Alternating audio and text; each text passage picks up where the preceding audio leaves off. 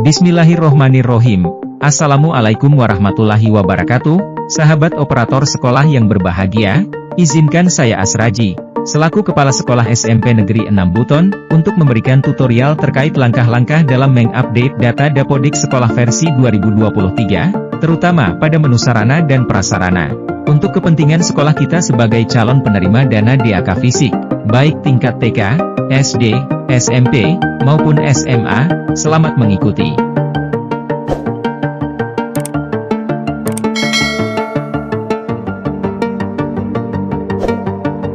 Alur perekaman tanah, bangunan dan ruang, adalah sebagai berikut. Yang pertama dilakukan operator Dapodik Sekolah adalah perekaman data tanah. Yang kedua dilakukan operator Dapodik Sekolah adalah perekaman data bangunan. Yang ketiga dilakukan operator Dapodik Sekolah adalah perekaman data ruang. Satuan pendidikan diharapkan dapat melakukan pengecekan kembali terhadap keterisian perekaman data tanah, bangunan dan ruang untuk persiapan perhitungan pengajuan DAK fisik. Berikut saya bahas satu persatu. 1. Yang pertama adalah perekaman data tanah. Data tanah diisi berdasarkan dokumen resmi atau sertifikat atau surat keterangan hibah atas tanah sekolah tersebut, yang dimiliki oleh satuan pendidikan. Contoh penginputan data tanah di aplikasi Dapodik berdasarkan denah di samping. Perekaman data tanah oleh operator Dapodik dilakukan sebagai berikut. Operator Dapodik Satuan Pendidikan memastikan isian formulir tanah telah terisi dengan lengkap. Klik tombol ubah untuk menampilkan formulir tanah. Penginputan luas lahan tersedia diisi dengan luas lahan siap bangun. Bila lahan sudah dimanfaatkan untuk penggunaan lapangan upacara, lapangan olahraga dan taman bermain, tidak termasuk ke dalam kategori luas lahan tersedia. Pilihan isian kepemilikan tanah terdiri dari milik, sewa, pinjam, dan bukan milik. 2. Yang kedua adalah perekaman data bangunan. Contoh penginputan data prasarana di aplikasi Dapodik berdasarkan denah di samping. Bangunan 1 terdiri dari ruang kelas, perpustakaan dan WC siswa. Bangunan 2 terdiri dari 4 ruang kelas. Bangunan 3 terdiri dari ruang guru, tempat ibadah, dan ruang konseling, BK. Lapangan upacara dan lahan parkir termasuk dalam kategori bangunan yang perlu direkam. Pengisian lahan tersedia di Dapodik dimasukkan dalam formulir data tanah. Luas lahan tersedia diisi dengan luas lahan siap bangun. Ketiga adalah perekaman ruang kamar mandi dan WC. Jenis prasarana, diantaranya, kamar mandi dan WC bersama, kamar mandi dan WC difabel, kamar mandi dan WC guru laki-laki, kamar mandi dan WC guru perempuan, kamar mandi dan WC siswa laki-laki, dan kamar mandi dan WC siswa perempuan. Pilihan jenis prasarana ini tersedia baik saat penginputan ruang utama. 4. Yang keempat adalah perekaman ruang kamar mandi dan WC.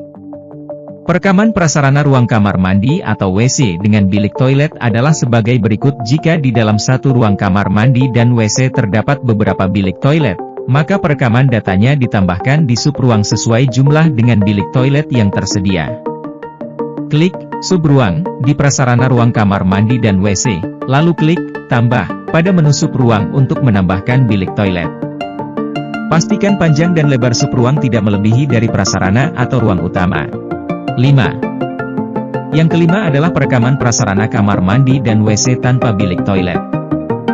Jika di dalam satu ruang kamar mandi dan WC tidak terdapat lebih dari satu bilik toilet seperti pada contoh denah di atas, maka perekaman datanya hanya ditambahkan di prasarana ruang kamar mandi dan WC saja, tanpa menambahkan data sub ruang.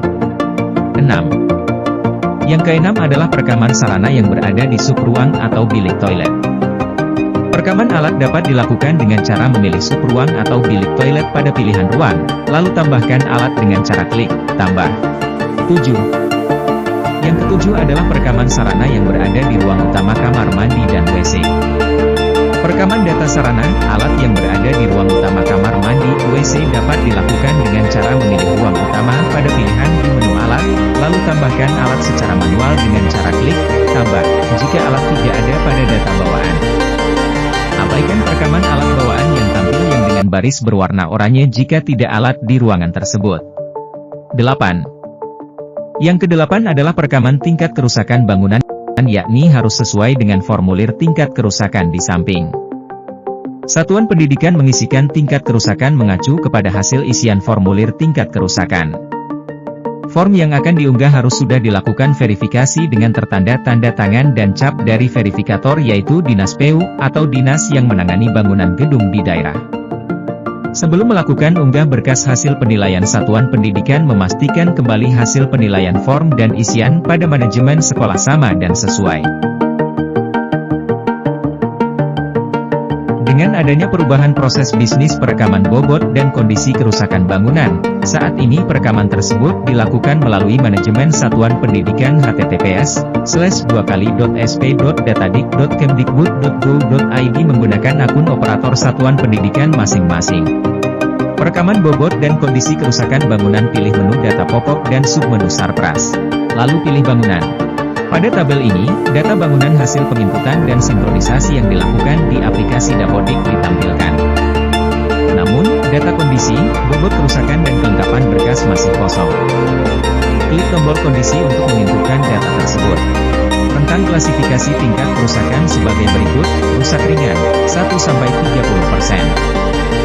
Rusak sedang, 31-45%. Rusak berat, 46-100%. Perlu diingat bahwa penginputan kondisi kerusakan bangunan tetap mengacu pada formulir perhitungan yang diterbitkan oleh Kementerian PUPR. Kondisi kerusakan akan otomatis menyesuaikan dengan isian bobot kerusakan atau persentase yang diinputkan.